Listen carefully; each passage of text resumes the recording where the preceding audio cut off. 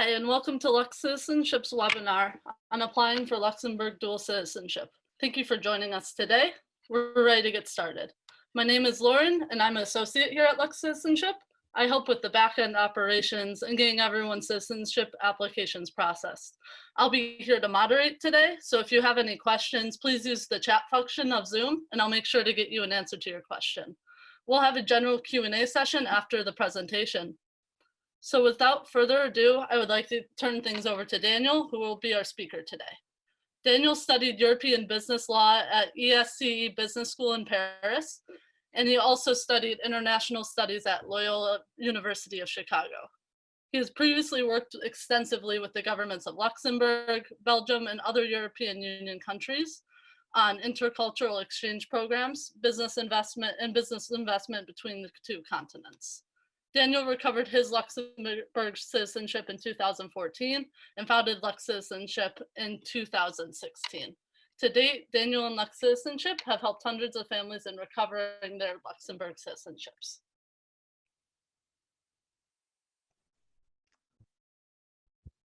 Thank you for the introduction, Lauren. So we're going to go ahead and get started. So just so everyone knows, right now, let's see, looks like someone turned on screen sharing. I'm just going to turn that off. Okay, so we're going to go ahead and get started with today's presentation. Let me share my screen.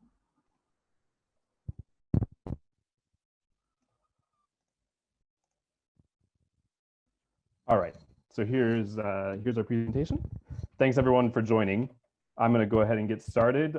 So today we are going to be reviewing why and how to get Luxembourg dual citizenship through your ancestral origins. So if you're here, most likely you have an ancestor that came from Luxembourg and you're trying to figure out the possibility of applying for dual citizenship and maybe why you would want to apply for dual citizenship. So just some information about Luxembourg to start the conversation. For those that don't know, one of the first questions that often comes up is, do I pay taxes in Luxembourg if I become a dual citizen? The answer is definitely no. Luxembourg is an extremely economically powerful country for its small size.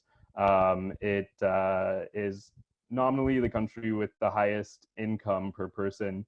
And it's a place where people from all over the world come for financial services and for a lot of different high-tech IT, anything that is really part of the modern economy. Luxembourg has done a great job of doing.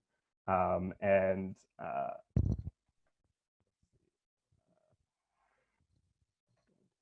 are other reasons besides economic reasons and ties to your ancestry that might interest you about Luxembourg. They built their first university only 15 years ago, and it's now one of the 200 top universities in the world, and tuition is only $600 per semester. So for anyone that either is planning to study in the future or maybe has children, by becoming a dual citizen, you have access to educational opportunities in Europe. Luxembourg, with $600 per semester for college, is actually still on the higher side compared to many countries in Europe. And that is really a key point. By becoming a citizen of Luxembourg, you're also, of course, a citizen of the European Union. So by having a Luxembourg passport, that means that you can live, work, and retire, as well as find any kind of job creation you're looking for or get involved in the arts, really do anything you would want in any country in the European Union. So the European Union counts for 27 countries, including Luxembourg, but the European passport gives you the opportunity to also live and work in other countries in Europe besides the European Union. So for example, Switzerland and now Great Britain since the Brexit. Also, by having a Luxembourg passport, it is the most powerful passport in the world. Well, there's a toss-up between Germany and Luxembourg this year, but a Luxembourg passport allows you to obtain entrance to 186 countries with either no visa or visa upon arrival. So for example, if you have an American passport and you want to travel to Brazil, you need to apply for a visa in advance, and that costs about $160, whereas someone with a Luxembourg passport could just walk into Brazil and not have to pay anything at all. So that's just a little bit of background about Luxembourg and what dual citizenship can offer to you. Let's get into the practicalities of applying for dual citizenship. One thing to just clear up from the start, citizenship and nationality are the same thing. So you'll see that in Luxembourg, they refer to nationality. So dual national or double national versus dual citizen, as we say in the USA. So we might make reference during the presentation to nationality or the nationality law, because that is what covers dual citizenship. But for our purposes, citizenship and nationality are one and the same. There are currently 3 ways to obtain Luxembourg citizenship by descent or through your family origins. The first one, probably many people have heard of, is Article 89, which is to reclaim Luxembourg citizenship. Now, at this point, if you have not reclaimed Luxembourg citizenship, it is too late to start. You had to send in an initial application before 2018. But many people think that if they did not apply for Luxembourg dual citizenship before 2018, that they aren't eligible at all.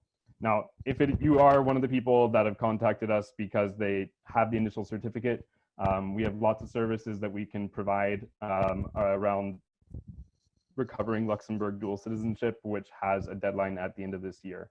But because most of the people that signed up for today's presentation did not already have a Luxembourg ancestor certificate and are not be held to the deadline at the end of this year, we're just going to skip this part. But if ever you have extended family that has already received their certificate, or you know anyone that has received their certificate and has the December 31st deadline for this year, we have different services, from taking over the whole second step of the process to just providing certified translation that we are able to offer. But let's focus on the 2 ways to Luxembourg citizenship that most new applicants are able to benefit from. So the first process is called the Article 7 process. The Article 7 process is recognition of Luxembourg citizenship. So if you have a male ancestor that came from Luxembourg before 1940, or was born in Luxembourg before 1940, then it is possible that you may qualify for Luxembourg citizenship under Article 7 through an all-male descent. So in order to qualify, you would need to have an ancestor that was born in Luxembourg, and then that passed on to all male. So for example, from your great-grandfather, who is your Luxembourg ancestor, to your grandfather, to your father, etc. Really, as long as the line is all male up until the applicant, that is the key factor. That might sound a bit sexist, which is definitely recognized in Luxembourg. So effectively, the reason why that is because the nationality law, which allows for Luxembourg citizenship, that was in place in Luxembourg, was written in the 1830s, and it stayed the same well into the 20th century. And so they finally changed this law in 1969. And by doing so, they made it so that women could also pass on citizenship, and not just men, not just the father. Both persons in a couple have the right to pass on the nationality. So, for example, if you have your mother who was born to an all-male lineage from Luxembourg, and you were born after 1969, then you can still obtain Luxembourg citizenship through the Article 7 process. Otherwise, it does have to pass all the way down all male to you. Applying for the Article 7 process is done all by postal mail. So effectively, in order to do this application, it requires getting the documents from Luxembourg, which would be the ancestor's birth certificate, and then vital records from the United States or whatever other country that person and the subsequent generations lived in. So again, that would be going to the counties and then applying for birth certificates, marriage certificates, and death certificates for everyone in the lineage, and then submitting that to Luxembourg via postal mail. Currently, there is about a 12 to 16 month wait in order to get positive results. That could be impacted, of course, by the coronavirus, because at the current time, the office is operating at about half its normal capacity for applications. And because it's a bit unclear when that might change, we don't know how this is going to affect things in the long term. But what's really important to know about the Article 7 process is that it can be done via postal mail, and effectively, when you work with a company like LuxCitizenship, we would be able to walk you through every single detail of the process, so that all that you have to do on the Luxembourg side is put a signature on paperwork in order to obtain the nationality certificate. What we are not able to do, on the other hand, is actually apply for the vital records in the United States on your behalf. So most counties in the United States have a rule that a third party cannot apply for a vital record. It really has to be the person that is directly in the lineage that does the application. And some service providers even require proof of that. So that would be a debit card, which is attached to the last address that you filed your taxes with the IRS. They have a way of double checking that and then comparing you to the person being requested. So again, while we are not able to help you in getting that directly, what we are able to do is walk you through exactly how to get it. So for each person that we work with, we establish a family history, and then we create an action plan for how you apply. And that action plan would include every single document that is required and exactly how to obtain it. Again, we just can't do the actual obtaining for you. On the other hand, anything to do with Luxembourg, your ancestor in Luxembourg, or any additional information that needs to come from Luxembourg, we're 100% able to do on your behalf. So let's look at the other way to get dual citizenship, and that is the Article 23 process. The Article 23 process applies for individuals that have a parent or grandparent that had or has Luxembourg citizenship. So effectively, this process is by far the quickest process to get Luxembourg citizenship. They will open up the file pretty much the day that you mail it off to Luxembourg, and you can get a response in as quickly as 40 days, whereas all the other process, there is years of work in order to get through this. When you consider that Article 7, it might take a couple of months to get all the documents you need in the USA, and then you have to wait at least a year from Luxembourg. Here with Article 23, the citizenship by option process, you're not usually going as far back in history, since you can only go as far as your grandparents, whereas with Article 7, you can go any number of generations back. But effectively with the Article 23 process, you receive a certificate stating that you had a parent or grandparent that had Luxembourg citizenship. And then from that point on, you do have to travel to Luxembourg in order to complete the citizenship process. However, there is no deadline in order to go to Luxembourg and make that happen. So effectively, you need to start figuring out your family history, figure out just when your grandparents were born. We are able to obtain their birth certificate from Luxembourg. You need to obtain your parents' birth certificate, but then that's it. You mail that off to Luxembourg. They send you a certificate within 40 days, and then you have an unlimited amount of time to travel to Luxembourg and complete the procedure. Once you would appear in Luxembourg, it's a quick procedure. It takes about 25 minutes at a government office, and all you have to do is, again, sign. There's no interview, and 126 days later, you have your citizenship. And if you have adult children that want to apply for Luxembourg citizenship as well, they would be able to begin their application after this 126 days. Whereas if you have minor children, they automatically become citizens at the same time as you. There is also an option that is becoming more and more popular for applying for Luxembourg citizenship, and that is applying under both Article 7 and Article 23. So that would be, for example, let's say your great-great-grandparent came from Luxembourg. So right now, you can't apply under the Article 23 process, but your grandmother was descended, so it went great-great-grandfather came from Luxembourg, had a male son, and then that son had a daughter, and that daughter is your grandmother. Well, under Article 7, you could have your grandmother, because she was descended from a male lineage, recognized as a dual citizen. In order to benefit from this, your grandparent would have to be deceased. Otherwise, they need to start a full application for recognition of dual citizenship, which is going to take quite some time because it's the Article 7 process, so it's going to take at least a year.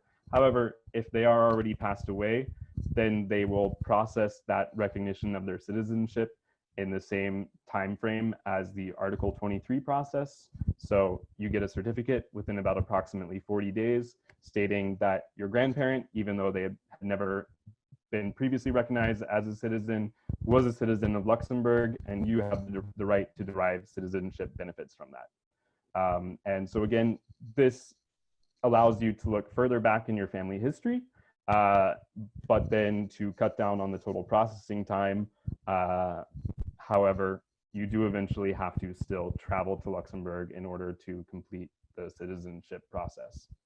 Again, there is no deadline. So while it's not possible right now to travel to Luxembourg, it is a good time to get everything started and get your position in line, get your certificates, and later this year, when travel will become possible, it will be possible to go to Luxembourg and complete this, or next year, or in a subsequent year, whatever you would want to do.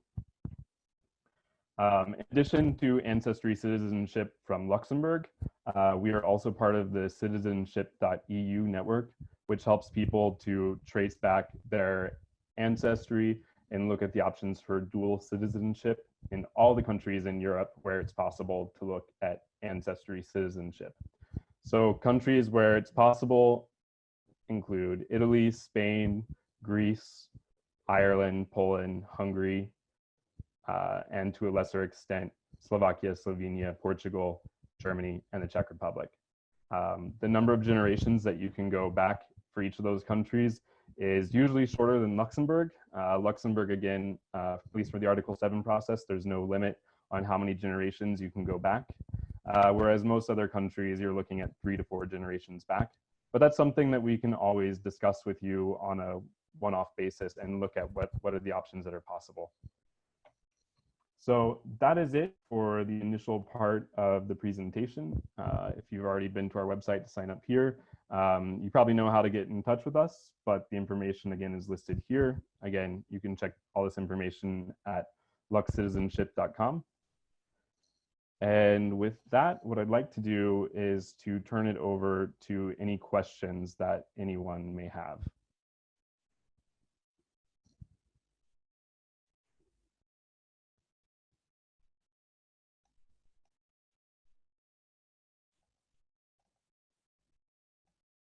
So Lauren, did we get any questions on the chat?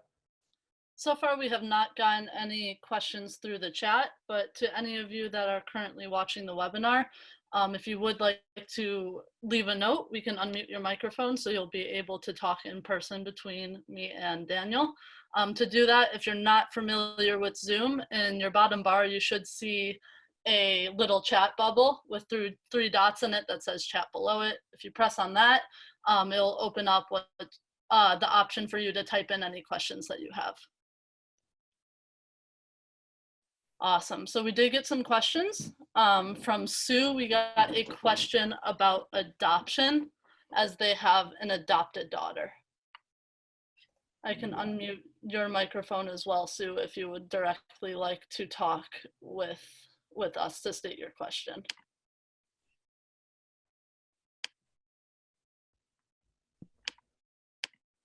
So Sue, I'll just, again, feel free to unmute yourself if you'd like to ask your question. Yeah. Did I succeed? Yeah, we can hear you. Okay. So yeah, I think it's straightforward. We have an adopted daughter, and we're partway through the Article 7. Mm-hmm. And Okay. now I'm interested in the Article 7 and 23. Yeah. But apparently under this Article 7, adoption, they said was okay. Yeah, I mean, so ultimately, citizenship law is not really about blood. Citizenship law is about like your legal relationship with your child. And so as long as I'm not sure if you're based in the US, but a US adoption is what is called like a full adoption. European countries have partial and full adoption.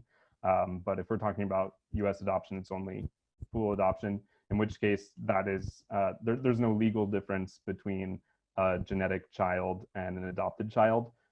So citizenship, certainly here in Luxembourg, is going to pass just in the same way that it is for a genetic child. Okay.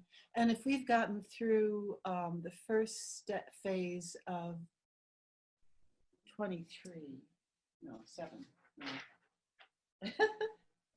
Okay, so 7, right? Mm-hmm. So 7 is the one, Article 7. So we're the reclamation one. So we're through phase 1 and actually couldn't travel because of COVID. We were ready to travel, which of course now we've got to do it over, a bunch of it. So does phase 7, a sister helped us with the first phase. So I don't know how many generations she would have documented as far as birth certificates goes. For phase Well, 7. so you've received a certificate from Luxembourg, is that correct? Yeah, for phase 1. Yeah, so that's what's actually the Article 89, which is the recovery of Luxembourg citizenship. So that's the two-step process where you would have had to have applied before December 2018. Yeah. Yeah. So, obviously right now it's not possible to travel to Luxembourg. Right. We recognize that it's very hard to say when that is going to be different.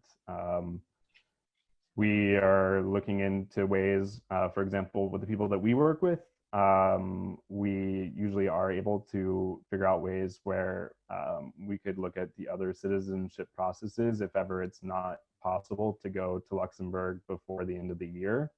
So like I said, the combo of Article 7 and Article 23 could, for many people, make it so that they can still apply even without that deadline.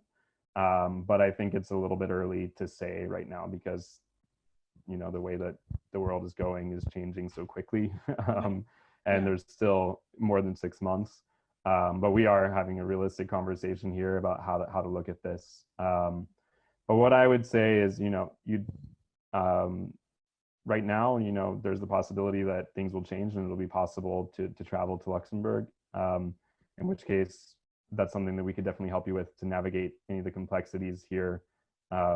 We have different services. So like for someone with like questions about the second part, we have a full service package, which is $375 per person, where we help you with all the translations and really understanding every detail here.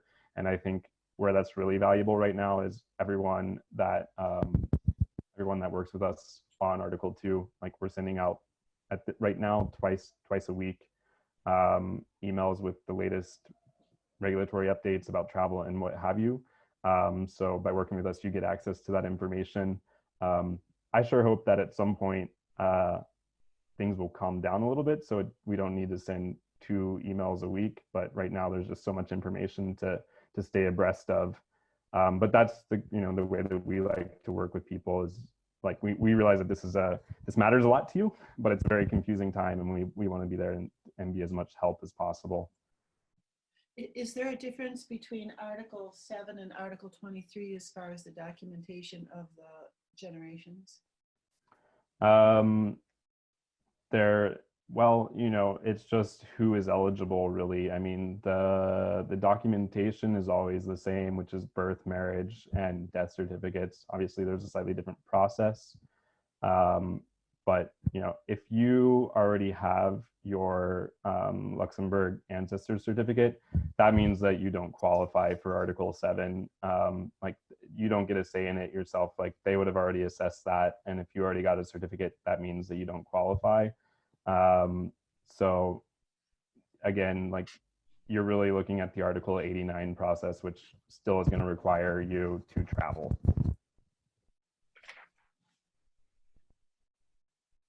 I guess I got confused between the articles, but okay, I shouldn't take up more of your time. Yeah. Again, so Article 89 is the two-step process with the December 2020 deadline. Article 7 is when you have an all-male lineage to Luxembourg. Oh, yeah. So I meant 7 and 23. Yeah. So again, so it sounds like, so 7. So again, 89 is 2 steps, December deadline. Article 7 is all male lineage, and Article 23 is you have a parent or a grandparent who was a Luxembourg citizen. And again, No. Go ahead. Oh, okay. Yeah, I see my mistake. Yeah. Yeah. So what it could be possible again is, if the travel before December 31st is not possible this year, it would be possible potentially to look at the combination of Article 7 and 23 to get you past the December deadline, in which case you actually don't need to submit paperwork again. But what you need is, like, you need a request. Like, there's no application form for that. So I mean, you need to know how to navigate the administration in Luxembourg and get that all sorted out, which is something that we do on a routine basis. But you don't need new vital records because those have already been submitted. They can refer to the ones that have already been submitted. Okay.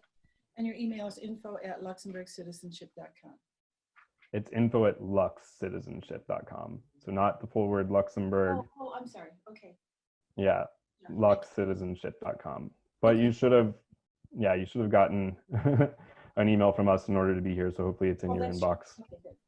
Thank you. Yeah. Appreciate it. If anyone else has questions to ask, if you want to put it in the chat box so that Lauren can prompt you here.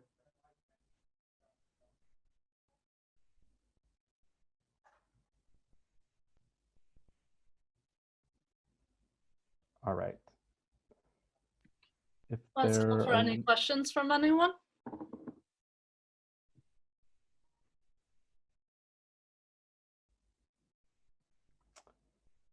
Well, if not, I'll just start closing up here. And if anyone then has questions, feel free to still put it in on the Q&A before we fully close it out. Again, so our company, we help through all of these processes. We work with hundreds of people a year going through all of this. We've seen all different kinds of cases. You can check out the videos on our website to see what it looks like to actually apply for citizenship. Obviously, we're happy to set up a conversation with anyone to discuss the individual particularities of their question. Let's see. It looks like Sue has one more question that she would like to ask. So I can unmute you right now, Sue. So you're ready to talk. You're good to talk whenever you're ready.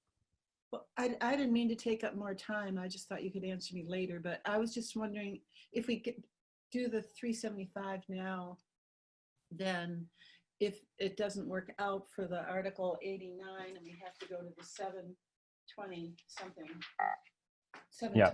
7 and 23, then Does it just morph into that and we're covered with you guys, or do we need? Yeah, so it's not the exact same fee structure because it's a different application. But what we would do is it would be like a small top-up fee, which would be $150 more because it is a different process and there is different things involved. It is more involved overall. But again, like I would say right now, it's early to assume that we'll get to that negative of a point where we won't be able to travel this year. But yeah, as soon as we start a new contract with anyone today, especially that is in your case where they have the deadline, the first thing that we do is we figure out a contingency plan in case the travel won't be possible. So we're really walking into this planning for all the possible realities. Okay. Thank you. Thanks very much. All right, so I hope everyone enjoyed and don't hesitate to get in touch. Take care.